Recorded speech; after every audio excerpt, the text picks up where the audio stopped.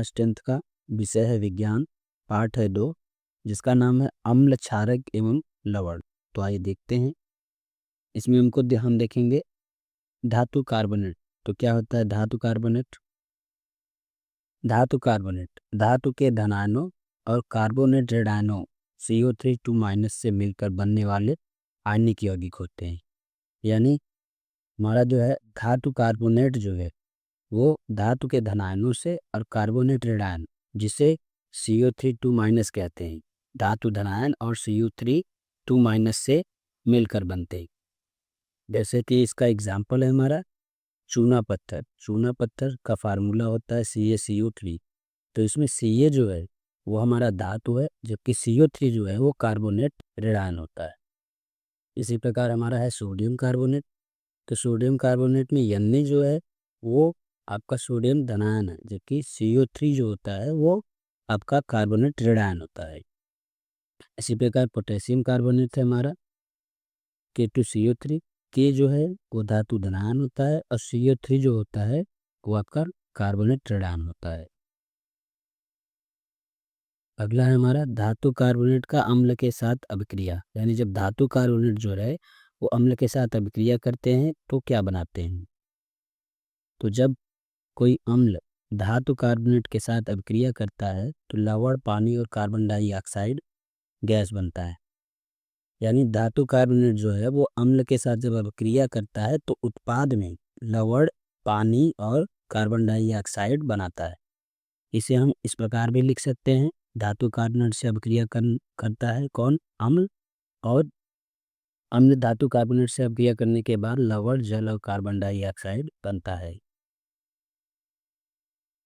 इसका एग्जाम्पल रहेगा हमारा, जैसे हमारे पास Na2CO3 सोडियम कार्बोनेट, वो अम्ल के रूप में हमारा HCl जब अभिक्रिया कराते हैं तो हमारा बनता है NaCl, कार्बन डाइऑक्साइड। और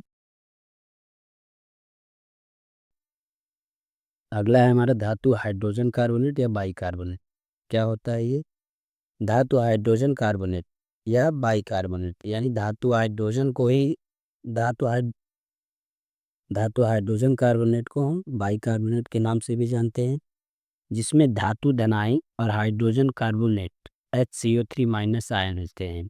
यानी धातु हाइड्रोजन कार्बोनेट में धातु के धनायन और हाइड्रोजन कार्बोनेट के ऋणायन जो कि HCl3 होता है। धातु धनायन और HCO3- आयन के मिलने से धातु हाइड्रोजन कार्बोनेट बनता है। जैसे हमारा सोडियम बाइकार्बोनेट, तो इसमें Na जो है वो आपका धातु है, जबकि HCO3 जो है वो हाइड्रोजन कार्बोनेट का ऋणायन है। इसी प्रकार पोटेशियम बाइकार्बोनेट, जिसमें पोटेशियम जो है वो धातु है, जबकि HCO3 जो है वो आपका हाइड्रोजन कार्बोनेट का ऋणायन होता है।